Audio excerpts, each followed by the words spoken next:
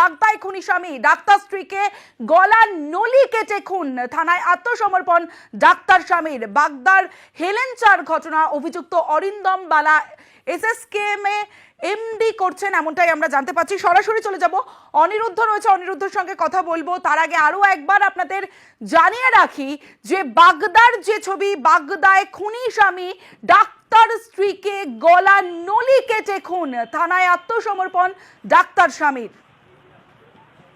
সরাসরি চলে যাব, অনিরুদ্ধ কীর্তনিয়া রয়েছে আমাদের সঙ্গে। অনিরুদ্ধ, প্রথমেই যে বিষয়টা জানতে চাইবো যে কেন খুন? দেখো তমশ্রী, তোমায় জানিয়ে রাখি যে এই অরিন্দম বালা ঠিক 2 বছর আগে বারাসাতের নীলগঞ্জের বাসিন্দা রত্নতমা ঘোষের সঙ্গে, রত্নতমা দের সঙ্গে বিয়ে হয় এবং এই রত্নতমাও হোমিওপ্যাথি চিকিৎসক, তেমনি তার পরিবার সূত্রে খবর। এবং এই অরিন্দমের সঙ্গে বিবাহের পর থেকেই একাধিকবার তাদের সাংসারিক অশান্তি লেগেই ছিল এবং সাংসারিক অশান্তির কারণেই এই রত্নতমা দীর্ঘদিন ধরে তার বাবার বাড়িতে ছিল। গতকাল রাতে অরিন্দম রত্নতমাকে নিয়ে তার বাড়িতে আসে এবং তার বাবা এবং তার ভাইকে জানিয়েছিল যে বৌদি এখানেই থাকবে, সেই মতোই তারা উপরের ঘরে চলে যায়। পরবর্তীতে সকালে অরিন্দম এসে তার বাবা এবং ভাইকে জানায় যে সে নিজে হাতে তার স্ত্রীকে খুন করেছে, অর্থাৎ গলা কেটে খুন করেছে, তেমনই দাবি করে। পরবর্তীতে সেখান থেকে অরিন্দম বাগদা থানায় গিয়ে আত্মসমর্পণ করে। নিজে ডাক্তার, স্ত্রীও ডাক্তার, সেই স্ত্রীকে নিজে হাতে খুন করে আত্মসমর্পণ করে বাগদা থানায়। তোমার কাছে একটা বিষয় জানতে চাইবো যে এই যে তুমি বলছিলে যে স্বামী স্ত্রীর মধ্যে অশান্তি, এই অশান্তি কি কারণে, কি নিয়ে অশান্তি হতো? পুলিশের কাছে এখনো পর্যন্ত তমশ্রী যে অভিযোগ জমা পড়েছে পরিবারের সূত্র থেকে, অর্থাৎ রত্নতমার পরিবারের পক্ষ থেকে বাগদা থানায় যে লিখিত অভিযোগ জমা দিয়েছে তাতে উল্লেখ করেছে যে এই অরিন্দম বালা পণের জন্য বলা যেতে পারে, অর্থাৎ একাধিকবার শ্বশুরবাড়িতে ফ্ল্যাটের দাবি করেছিল, তেমনই দাবি করেছে। এবং তার পরিবারের, অর্থাৎ অরিন্দম বালার পরিবারের তার বাবা এবং তার ভাইয়ের বিরুদ্ধেও তারা অভিযোগ দায়ের করেছে বাগদা থানায়। ইতিমধ্যেই বাগদা থানার পুলিশ অরিন্দম বালার ভাই এবং তার বাবাকে গ্রেপ্তার করেছে। তমশ্রী, ধন্যবাদ অনিরুদ্ধ। ইতিমধ্যেই বাগদা থানার পুলিশ গ্রেফতার করেছে অরিন্দমের বাবা ও ভাইকে। তার ভাই ঠিক কি বলছেন শুনবো। বিয়ে হয়েছে প্রায় 2 বছর, কিন্তু 8 মাস হয়েছে গন্ডল টন্ডল হওয়ার কারণে থাকে না, বাপের বাড়ি থাকে। এখানে থাকে না, বাপের বাড়ি থাকে। 8 মাস হয়েছে। সকালে আমরা দেখি দাদা এরকম আসে বলছে হঠাৎ যে শিগগিরই তোরা আমার কথা শোন, যে আমার হাতে অন্যায় কাজ হয়েছে, বৌদিকে আমি মেরে ফেলেছি রাগের চোটে। কি দিয়ে মেরেছি? ছুরি দিয়ে। হ্যাঁ, দাদা থানায় গেছেন।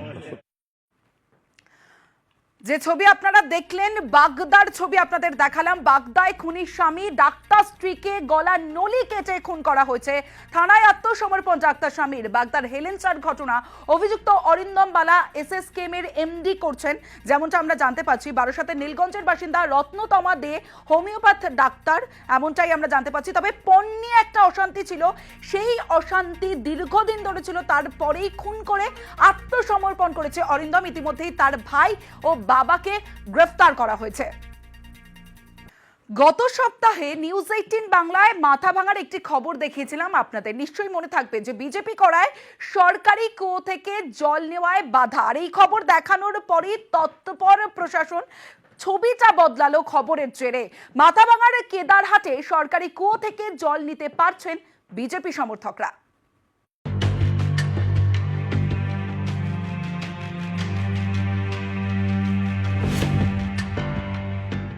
গ্রামের এই কুয়ো তৈরি করেছে পঞ্চায়েত। অভিযোগ, এই কুয়োর জল ব্যবহার করতে পারছিল না 3 পরিবার। অভিযোগ, তারা বিজেপি করেন বলে নাকি এই শাস্তি।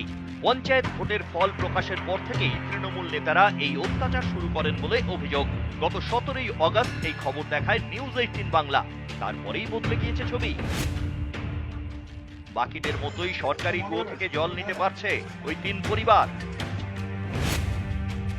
জল খাবার দেয়নি, তারপরে আমার ইটে অভিযোগ হয়েছিল, হওয়ার পরে তারপরে আমরা ওইখান থেকে জল টল নিয়ে খাই। হ্যাঁ, খবরের পরের থেকে আমরা জল খাই। মাথাভাঙা কেদারহাট গ্রামে বিজেপি করার অপরাধে সরকারি কুয়োর জল বন্ধ করার অভিযোগ উঠেছিল তৃণমূলের বিরুদ্ধে। তবে নিউজ 18 বাংলায় খবর সম্প্রচারিত হওয়ার পরই সেই অভিযোগকারী পরিবারগুলো জল নিচ্ছে সেই কুয়ো থেকে। তবে এই ঘটনাকে কেন্দ্র করে শুরু হয়েছে তৃণমূল বিজেপি তরজা।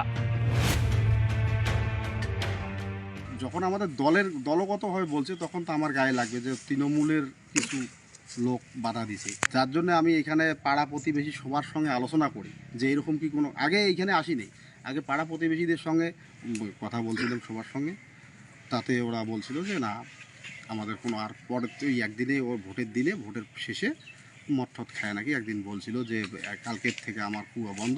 পূর্বের ন্যায় ওরা সঠিকভাবেই চলতেছে। গ্রাম পঞ্চায়েত নির্বাচনের পরে তাদেরকে জল খাওয়া বন্ধ করে দিল, কিন্তু কি দেখা গেল যে নিউজ 18 বাংলায় যখন খবরটা প্রচারিত হলো তখন কিন্তু তারা নড়েচড়ে বসলো, প্রশাসন নড়েচড়ে বসলো যে আমরা তো এটা মানে জল খাওয়া বন্ধ করে দেইনি বা জল নিতে বাধা দেইনি।